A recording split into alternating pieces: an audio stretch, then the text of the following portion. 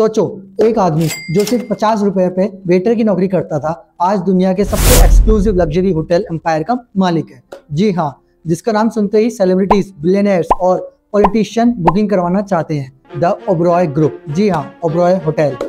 Welcome to our trade. मेरा नाम है राकेश रौतेला और आज हम बात करने वाले हैं ओबरॉय होटल्स के बारे में। इस कहानी की शुरुआत होती है 1898 में, जब मोहन सिंह ओबरॉय का जन्म ब्रिटिश इंडिया के एक छोटे से गांव भौ में होता है, जो आज के समय पाकिस्तान में पड़ता है। बचपन से ही उन्होंने गरीबी और संघर्ष देखा। एजुकेशन तो कंप्लीट कर ली, लेकिन नौकरी मिलना किसी ड्रीम से कम नहीं था। एक दिन लखनऊ का एक छोटी सी रेलवे होटल में 50 रुपये महीने की सैलरी पे वेटर की नौकरी मिल गई। शायद किसी और के लिए ये एक बेइज्जती होती, लेकिन मोहन सिंह ओबरॉय के लिए ये एक अपॉर्चुनिटी थी। जब लोग सिर्फ पैसा कमा रहे थे, ओबरॉय वहाँ इंडस्ट्री को डिकोड कर रहे थे।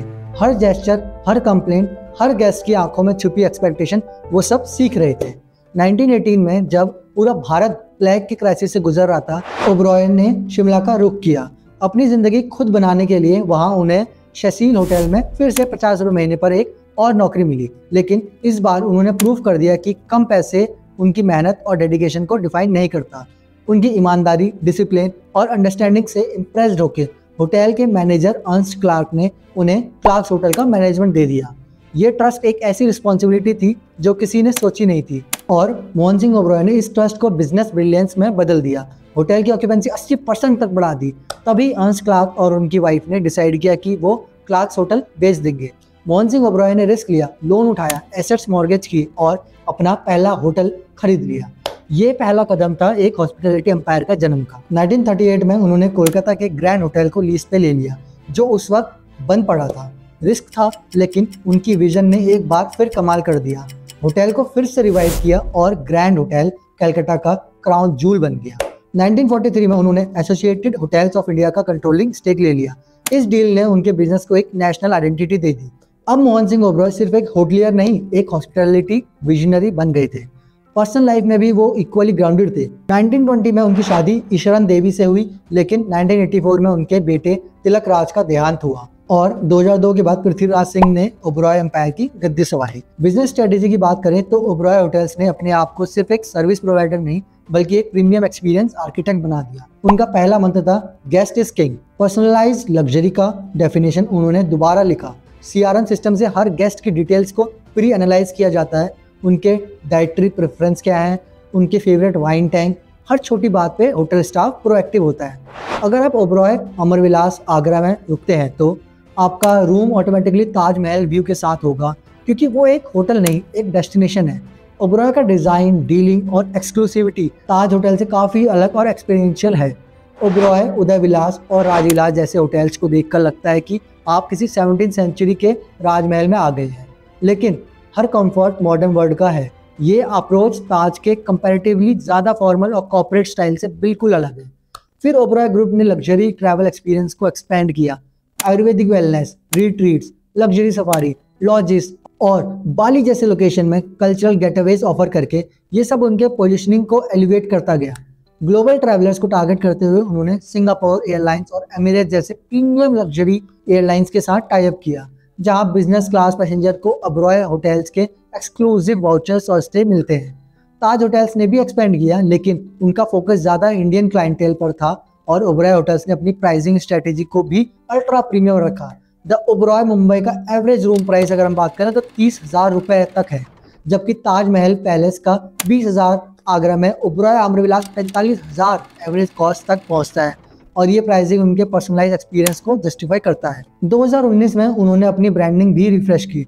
द ओबरॉय सन लोगों के थ्रू वार्मथ, एलिगेंस और एक्सीलेंस को रिप्रेजेंट किया। हार्टफेल्ट जैसी टैगलाइन इमोशनल ब्रांडिंग के साथ कनेक्ट बनाती है, जो मॉडर्न लग्जरी मार्केटिंग का एक कोर है।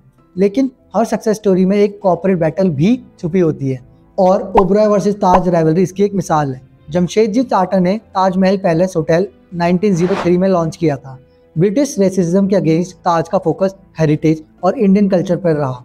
दूसरी तरफ मोहन सिंह ओबरॉय ने सेल्फ मेड जर्नी के थ्रू अल्ट्रा लग्जरी और हाई पर्सनलाइजेशन को ब्रांड कोर बनाया। 1990 में एक कंट्रोवर्सी ने सबको शॉक कर दिया।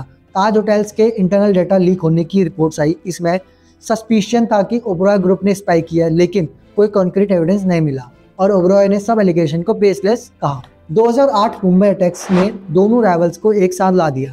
ताजमहल पैलेस और ओबरॉय ट्राइडेंट दोनों पे अटैक हुआ। स्टाफ मेंबर्स ने अपनी जान रिस्क में डाला और गेस्ट को बचाया। ये मोमेंट राइवलरी को ह्यूमैनिटी का एक और लेवल पे ले गया। 2023 से 2024 तक ओबरॉय और ताज दोनों लग्जरी के टॉप पे हैं, लेकिन ओबरॉय का फोकस हाई नेटवर्थ इंडिविजुअल पे है और ताज का ज्यादा मास लग्जरी ट्रैवलर्स पर है। लेकिन तभी ओबरॉय एम्पायर के अंदर ही एक फैमिली वॉर छिड़ गया। सन 2023 में 14 नवंबर के आसपास को PRS ओबरॉय का देहांत के बाद लीडरशिप और ऑनरशिप को लेकर कोर्ट केस शुरू हुआ। उनके 3 संतान विक्रमजीत सिंह, नताशा और अंटाशिया, इनके बीच इनहेरिटेंस को लेकर क्लैश हुआ। अनास्टेशिया और उनकी मां मिर्जाना जोजिक ने 2021 की विल के मुताबिक ऑनरशिप को क्लेम किया, जबकि विक्रमजीत और अर्जुन सिंह ओबरॉय ने 1992 की विल को प्रेजेंट किया और दिल्ली हाई कोर्ट के सामने शेयर ट्रांसफर पर स्टे लगाए और AGM वोटिंग राइट एनास्टेशिया को दिए। लेकिन अगर कोर्ट 2021 विल को वैलिड मानती है तो लीडरशिप एनास्टेशिया के पास हो सकती है, अगर नहीं तो विक्रमजीत और अर्जुन को कंट्रोल कंटिन्यू रहेगा। फैमिली वॉर का डायरेक्ट इम्पैक्ट बिजनेस पे भी पड़ रहा है। 2024 में शेयर प्राइस 3% गिरा, इन्वेस्टर अनसर्टेनिटी में है और ब्रांड इमेज भी रिस्क में है। लेकिन इन सब के बावजूद ओबरॉय होटल्स ने परफॉर्मेंस में कभी भी कॉम्प्रोमाइज नहीं किया। फाइनेंशियल ईयर 2023-24 में EIH लिमिटेड ने 678 करोड़ प्रॉफिट रिपोर्ट किया है, जो पिछले साल से 106% से ज्यादा है। Q3 profit 230 crore, Q4 profit 248 crore तक पहुंचा है। 169% का ईयर ऑन ईयर ग्रोथ है। अक्टूबर 2024 में ओबरॉय होटल्स को टाइम ट्रैवल अवार्ड UK ने best luxury hotel group in the world declare किया। ट्रैवल प्लस लग्जरी USA ने उन्हें world's best hotel brand vote किया और लगातार 10 साल टॉप रैंक होने के कारण हॉल ऑफ फेम में एंट्री मिली।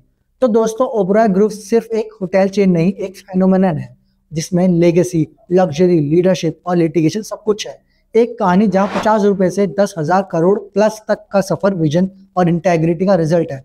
आपको क्या लगता है, हेरिटेज ताज जीत रहा है या फिर हाइपर लग्जरी ओबरॉय? कमेंट्स में जरूर बताएं। मिलते हैं अगले वीडियो में एक और धमाकेदार कहानी के साथ। तब तक के लिए जय हिंद।